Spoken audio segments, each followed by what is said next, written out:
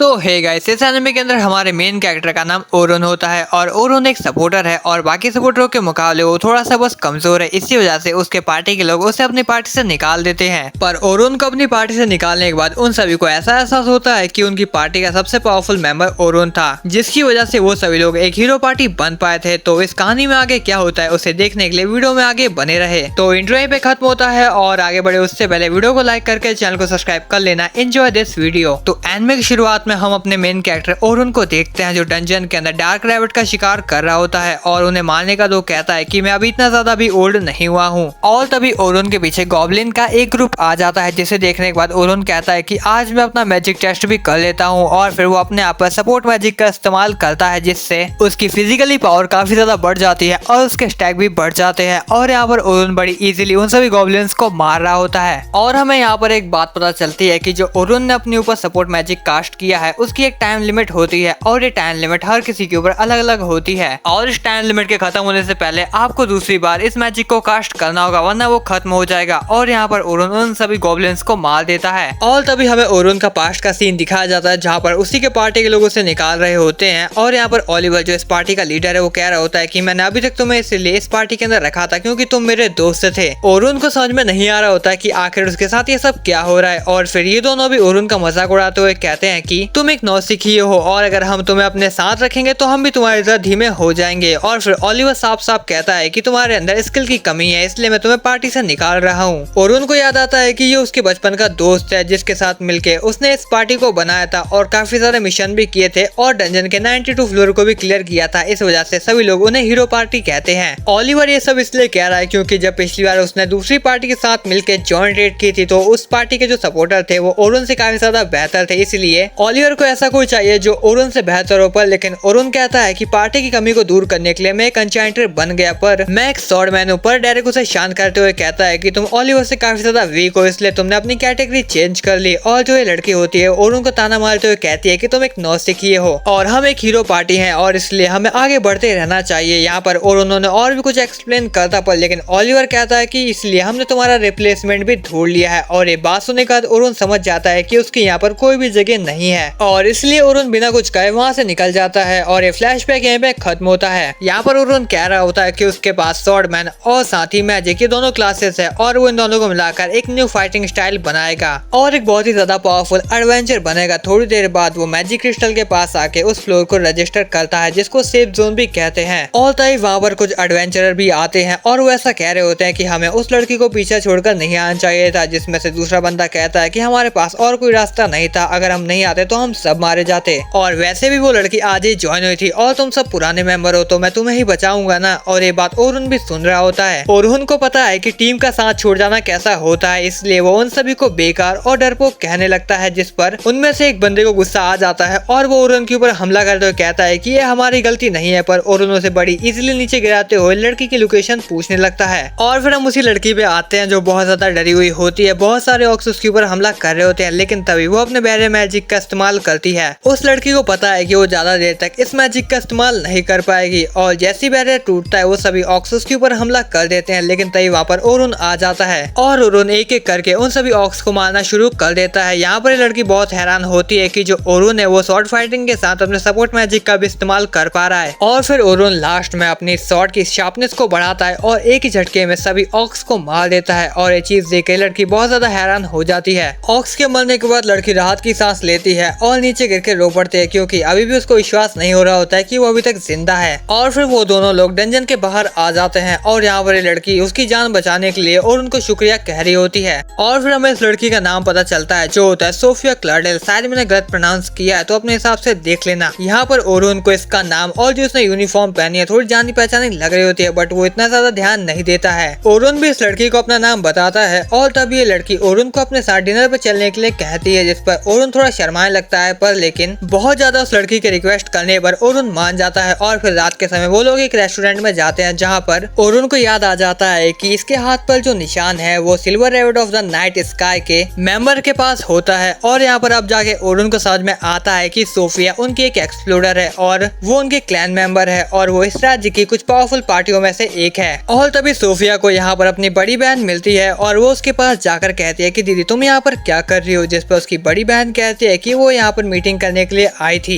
और वहाँ पर ओरुन भी होता है, जिसे देखकर ये लड़की कहती है क्या ये तुम्हारा बॉयफ्रेंड है, जिस पर सोफिया समझाती है नहीं ये उसका बॉयफ्रेंड नहीं है। पर ध्यान से देखने पर इस लड़की को याद आता है कि ओरुन हीरो पार्टी का एक मेंबर है और ओरुन भी इस लड़की को पहचान जाता है और यहाँ पर ओरुन इस लड़की को ग्रीट करता है। सोफिया बहुत ज्यादा हैरान हो जाती है कि आखिर ये बंदा उसकी बहन को कैसे जानता है। ओरुन कहता है कि ऐसा कोई भी नहीं है जो तुम्हारी बहन को ना जानता हो। सिल्वर रैबिट क्लैन की एस रैंक मेंबर सिल्वर क्लोटल जो इस राज्य की सबसे पावरफुल मैजिक कास्टर है, इन्हीं की वजह से मैजिक कास्टर इतने ज्यादा मशहूर है। इन्हीं ने तय किया था कि हर एक पार्टी में मैजिक कास्टर होना ही चाहिए और हीरो पार्टी भी कोई अलग नहीं है। इसी वजह से ओरुन को स्वॉर्डमैनशिप छोड़कर मैजिक कास्टर बनना पड़ा था। पर यहाँ पर ओरुन को समझ में नहीं आ रहा होता है कि आखिर सेल्मा ओरुन को गुस्से से क्यों देख रही है। और तभी सेल्मा गुस्से से कहती है कि वो उसकी बहन को क्या धोखा देना चाहता है, कि आखिर वो उसकी 14 साल की बहन के साथ क्या कर रहा है। पर यहाँ पर ओरुन साफ साफ कहता है कि वो उसकी बहन को धोखा नहीं दे रहा है, बस वो यहाँ पर उसके साथ डिनर करने के लिए आया है। पर ये बात सुनने के बाद सेल्मा को ऐसा लग रहा होता है कि ओरुन उसकी बहन को फंसाने की कोशिश कर रहा है और वो उसके ऊपर और भी ज्यादा चिल्लाने लगती है। पर लेकिन सोफिया बीच में आते हुए अपनी बहन को समझाती है कि आज डंजन के अंदर ओरुन ने उसकी जान बचाई थी और इस बात से सेल्मा को पता चल जाता है कि उसकी छोटी बहन आज फिर से डंजन में अकेले गए थे उसके मना करने के बावजूद। पर लेकिन उसकी बहन की माफी मांगने पर वो उसको माफ कर देती है और फिर थोड़ी देर बाद सभी लोग साथ में बैठ जाते हैं। और यहाँ पर सिल्वा कहती है कि उस रेट के बाद हम पहली बार इस तरह बैठकर साथ में बात कर रहे हैं। यहाँ पर सोफिया हैरान होते हुए कहती है कि आखिर आप दोनों एक दूसरे को जानते कैसे हो, जिस पर उसकी बहन बताती है कि पिछली बार हमने एक साथ में जॉइंट ट्रेड की थी और उसी दौरान उसकी मुलाकात ओरुन से हुई थी। वो दोनों एक मैजिक कास्टर है, इसलिए पीछे रहकर उन दोनों ने सबकी बहुत ज्यादा मदद की थी, जिस पर ओरुन उसकी लीडरशिप की तारीफ करता है। पर यहाँ पर सिल्वा ओरुन की तारीफ करते हुए कहती है कि जितना उसने सोचा था ओरुन ने उससे काफी ज्यादा मदद की थी। ये सब बातें सुन के सोफिया को ऐसा लग रहा होता है कि ओरुन कोई बहुत ही ज्यादा बड़ा नाम है, पर लेकिन वो उसे जानती नहीं है। यहाँ पर सिल्वा बताती है कि ओरुन वही मशहूर हीरो पार्टी का एक मेंबर है। ये बात सुनने के बाद सोफिया काफी ज्यादा हैरान होते हुए शर्माने लगती है, जिस पर ओरुन उसे साफ कर देता है कि उसे इतना ज्यादा फॉर्मल होने की जरूरत नहीं है और अब वो हीरो पार्टी का मेंबर भी नहीं है। ये बात सुनने के बाद सलमा काफी ज्यादा हैरानी से पूछती है क्या तुमने सच में पार्टी छोड़ दी है। ओरुन कहता है कि हाँ मैंने उस पार्टी को अब छोड़ दिया है। ओरुन कहता है ये कोई बड़ी बात नहीं है, फैसला हम सब ने मिलकर ही लिया था। और तभी सिल्वा ओरुन से पूछती है क्या वो अभी कुछ टाइम के लिए फ्री है। यहाँ पर ओरुन को ऐसा लग रहा होता है कि सिल्वा उससे अपने क्लैन में ज्वाइन करवाना चाहती है। ओरुन उसे साफ साफ मना करते हुए कहता है कि वो अभी किसी की भी पार्टी में ज्वाइन नहीं होना चाहता है। सिल्वा उसे कहती है कि वो उसे अपने पार्टी में ज्वाइन होने के लिए नहीं कह रही है, बल्कि उसके पास ओरुन के लिए एक बहुत ही ज्यादा अच्छा काम है। और यहाँ पर सिल्वा बताती है कि जो उनका वो गिल्ड है वो इंटरनल एक्सप्लोरेशन करना चाहता है और ये चीज 3 दिन के बाद होने वाली है। और यहाँ पर सिल्वा चाहती है कि ओरुन भी उसको ज्वाइन करे और सिल्वा कहती है कि उसे इस काम का पे भी किया जाएगा। और वो बताती है कि ए लेवल के एक्सपीरियंस हंटर 9 सीखे न्यू मेंबर्स को लीड करेंगे और उन सभी को द ग्रेट सरन डंजन के लेवल 50 तक ले जाएंगे। जिस पर ओरुन साफ साफ कहता है कि 9 सीखे कितने भी ज्यादा टैलेंटेड हो, पर लेकिन उस लेवल तक जाने के लिए 6 महीने से लेकर 1 साल तक का समय लग जाता है। सेल्वा कहती है कि हाँ तुम्हारी बात सही है, पर लेकिन अगर हम शॉर्टकट लेते हैं तो हम बहुत जल्द वहाँ तक पहुँच जाएंगे और यही चीज हमारे स्पॉन्सर हमसे करवाना चाहते हैं। ओरुन को समझ में आता है चाहे कितना भी ज्यादा पावरफुल गिल्ड हो उसे ऑर्डर को मानना ही पड़ता है, पर लेकिन वो उससे पूछता है कि उसने तुमने उस ऑर्डर को मना क्यों नहीं किया, ये काफी ज्यादा रिस्की हो सकता है। पर लेकिन तभी ओरुन को समझ में आता है कि चाहे वो नौसिखिए बॉसेस को डिफीट ना कर पाए, पर लेकिन उनका एक्सपेंस बढ़ेगा और साथ ही वो आगे के फ्लोर को रजिस्टर कर पाएंगे, जिससे ओवरऑल पूरे गिल्ड की स्ट्रेंथ बढ़ेगी। सिल्वा हैरान हो जाती है कि इतनी ज्यादा कम जानकारी होने के बाद भी उसने सब कुछ इतनी जल्दी समझ लिया। वो मानती है कि ओरुन काफी ज्यादा इंटेलिजेंट है और वो बताती है कि बॉसेस के सामने भले नौसिखिया फाइटर मारे जाएंगे, पर लेकिन जो ए रैंक के एक्सपीरियंस फाइटर है वो उनको बचाएंगे और जो न्यू मेंबर है वो सभी लो क्रिस्टल में रजिस्टर कर लेंगे। इसलिए सिल्वा चाहती है कि जो ओरुन है वो भी उनके साथ इस काम में जुड़ जाए। ओरुन सोच रहा होता है कि ये चीज सिल्वर रैबिट ग्रुप्स के लिए बहुत ज्यादा बड़ी चीज है, पर उसे समझ में नहीं आ रहा होता है कि वो लोग इतनी बड़ी चीज में एक आउटसाइडर को क्यों इन्वॉल्व कर रहे हैं। और तभी अचानक से सिल्वा अपने ओरुन का हाथ पकड़ लेती है और वो कहती है कि वो ओरुन की काफी ज्यादा इज्जत करती है। यहाँ पर ओरुन काफी ज्यादा शर्मा रहा होता है और वो सोच रहा होता है क्या सिल्वा एक एन्चेंटर के रूप में मेरी काफी ज्यादा इज्जत करती है, और वहीं पर दूसरी तरफ उसी के पार्टी के लोग ओरुन को बेकार समझते हैं। यहाँ पर ओरुन को ऐसा लग रहा होता है कि जो सिल्वा है वो उसे एक सपोर्टर के रूप में काफी ज्यादा इज्जत करती है, पर ओरुन ने डिसाइड किया है कि अब वो कभी भी सपोर्टर का रोल नहीं करेगा। और ओरुन सिल्वा से कहता है कि उसके ऑफर के लिए शुक्रिया, पर लेकिन उसे कुछ काम है इसलिए वो नहीं आ पाएगा। और तभी जो सोफिया होती है वो ओरुन को बताती है कि वो भी उस रेड के अंदर शामिल होगी, तो क्या वो उसके खातिर उस रेड के अंदर नहीं आएगा। ओरुन तो मना कर रहा होता है आने से, पर लेकिन सोफिया बार बार प्लीज कहकर उससे अपने साथ आने के लिए मनाने लगती है। और इतने ज्यादा क्यूट चेहरे को देखकर ओरुन मना नहीं कर पा रहा होता है, इसलिए वो कहता है चलो ठीक है मैं तुम्हें सोच कर बताऊंगा, पर लेकिन मैं पहले ही क्लियर कर दूं, अब मैं एक सपोर्टर नहीं हूँ, अब मैं एक स्वॉर्डमैन हूँ। ये बात सुनने के बाद सलमा काफी ज्यादा हैरान होती है और यहाँ पर ओरुन को पता होता है कि सलमा हैरान क्यों है। और यहाँ पर ओरुन ने पूरा डिसाइड कर लिया होता है कि वो एक स्वॉर्डमैन के रूप में ही फाइट करेगा। और यहाँ पर जो सलमा होती है वो कहती है चलो ठीक है, तुम्हें जैसे फाइट करना है तुम कर सकते हो। और वो अपने मन में कहती है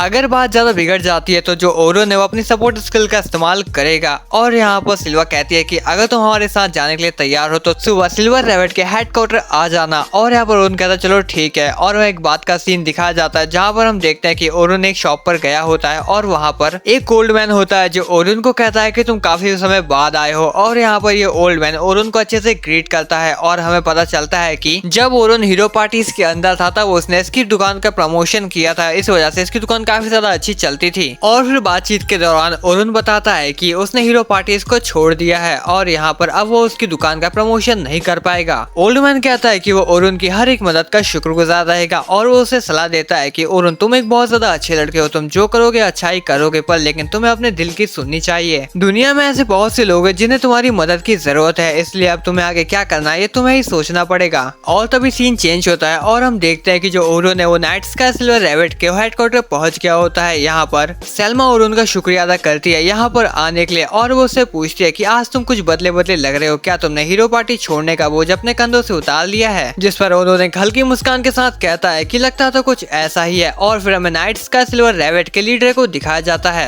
विंस ओरुन का वेलकम करता है यहाँ पर आने के लिए और यहाँ पर ओरुन कहता है कि मैं पहली बार सिल्वर रैबिट के लीडर से मिल रहा हूँ और मुझे आपसे मिलकर बहुत ज्यादा अच्छा लगा। विंस कहता है कि तुम्हें इतना ज्यादा भी फॉर्मल होने की जरूरत नहीं है और वो कहता है कि मैंने सुना है कि तुमने हीरो पार्टीज को छोड़ दिया है। ओरुन कहता है कि हाँ ये बात बिल्कुल सच है कि मैंने टीम को छोड़ दिया है। विंस कहता है कि मैं सीधे मुद्दे पर आता हूँ, मैं चाहता हूँ कि तुम मेरे डंजन को एक्सप्लोर करने के मिशन में शामिल हो जाओ। जिस पर ओरुन कहता है कि ठीक है, पर लेकिन पहले मुझे इसकी पूरी जानकारी चाहिए। और तभी विंस सलमा को ओरुन को समझाने के लिए कहता है। यहाँ पर सलमा ओरुन को समझाती है कि हमारा ये जो मिशन है वो ग्रेट डंजन के पहले फ्लोर से लेके 51 फ्लोर तक पहुंचना है और हमें ये 3 दिन के अंदर करना होगा। सलमा कहती है कि हमें पहले दिन फ्लोर 21 तक पहुंचना होगा और दूसरे दिन फ्लोर 36 तक और ऐसे ही करके उन्हें फ्लोर 51 तक पहुंचना है। और तभी हमें एक पास्ट का सीन दिखाया जाता है जहाँ पर सलमा विंस को बताती है कि ओरुन ने हीरो पार्टी छोड़ दी है। विंस कहता है कि उन लोगों का बहुत ही बड़ा नुकसान हुआ है, बिना ओरुन के वो लोग आगे नहीं बढ़ पाएंगे। सलमा कहती है कि बिना ओरुन के वो लोग बहुत ही ज्यादा कमजोर हो चुके हैं और अब वो पहले की तरह आगे भी नहीं बढ़ पाएंगे। जब वो लोग जॉइंट रेट में साथ में थे तब सलमा ने नोटिस किया था कि ओरुन की कास्टिंग स्पीड सलमा के मुकाबले 4 गुना ज्यादा है और साथ ही वो ओरिजिनल मैजिक का भी इस्तेमाल करता है और वो एनिमे की नेक्स्ट मूव को देखकर अपनी स्ट्रेटेजी बनाता है और सपोर्ट के टाइम पर ओरुन अपनी टीम को परफेक्टली सपोर्ट करता है और बिना ओरुन के वो नेक्स्ट फ्लोर तक पहुंच ही नहीं पाएंगे और इसी का फायदा उठाते हुए हमें हीरो पार्टी से आगे निकलना होगा। यहाँ पर विंस कहता है कि मैंने जॉइंट रेट की बातें सुनी थी पर लेकिन मुझे वो रूमर्स लगे